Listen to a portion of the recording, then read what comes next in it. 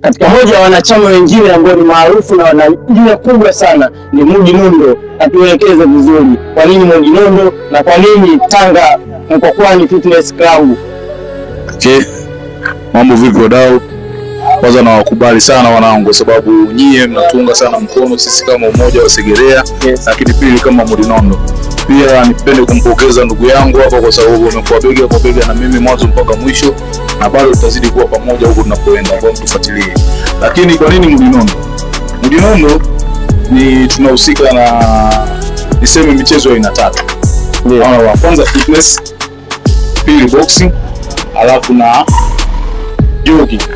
Naona Kwa hiyo Mudi Nondo imekamilika katika hizo sekta tatu na watu wote wanafahamu hiyo. Na kwa nini Mudi Nondo anaenda Tanga?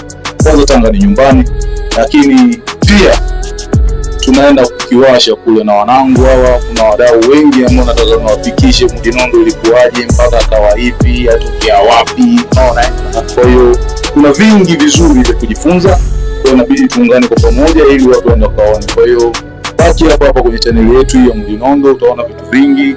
Na ndugu zetu wa Machimbo pia wana channel yao ya TikTok, kwa msiache kuwa follow, kuwa like. Facebook pia vile vile wanayo, ukiandika Machimbo Jogging utaona, na utaona wadau wengi sana wa Segerea, Mohiti, naona bwana, na kuna ndugu zetu wa Mnyamani, wote mtawaona. Kwa hiyo na imani leo mtaenjoy.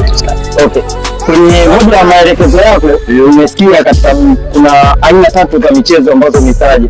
Boxing, fitness, lakini na pamoja na mchezo wa jogging. Kama hii boxing vipi hapo kwenye boxing sijakuelewa vizuri.